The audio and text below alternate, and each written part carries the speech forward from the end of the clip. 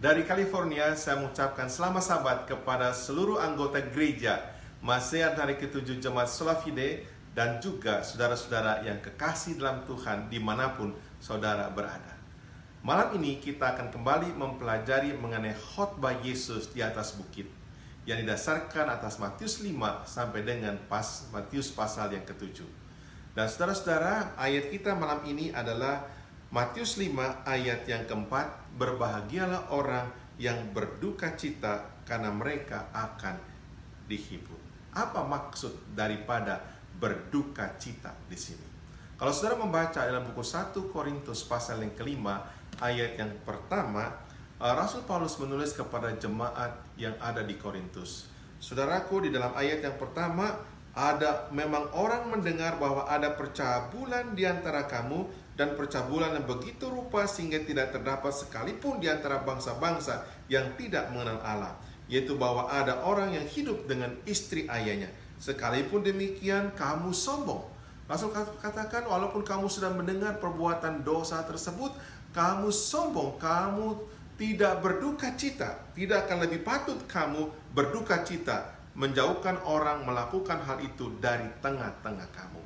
Saudara, kita dapati di sini Rasul Paulus menghendaki agar jemaat di Korintus itu berduka cita, merasa susah dan meninggalkan atau menjauhkan orang yang berbuat percabulan seperti itu.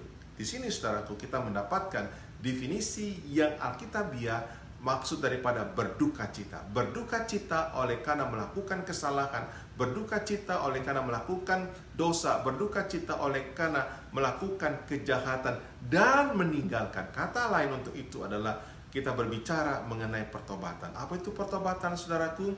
Kita berduka cita atas dosa, atas kesalahan, dosa dan kejahatan. Kemudian kita pergi jauh meninggalkan tempat ataupun dosa tersebut. Saudara-saudara, itu adalah pekerjaan Roh Kudus. Di dalam buku Yohanes pasal yang ke-16 kita mendapati, saudaraku, Yohanes pasal yang ke-16 yang kita bisa lihat mengenai pekerjaan Roh Kudus, yaitu di dalam ayat yang ke-7 dan juga yang ke-8. Kalau saudara membaca ya, ayat yang ke-8, kalau ia datang, yaitu Roh Kudus, ia akan menginsafkan dunia akan dosa. Kenapa? Akan dosa, ayat 9, karena mereka tetap tidak percaya kepadaku. Jadi saudara-saudara, Roh Kudus meyakinkan. Dan Roh Kudus disebut di situ sebagai penghibur, meyakinkan orang akan dosa kesalahan.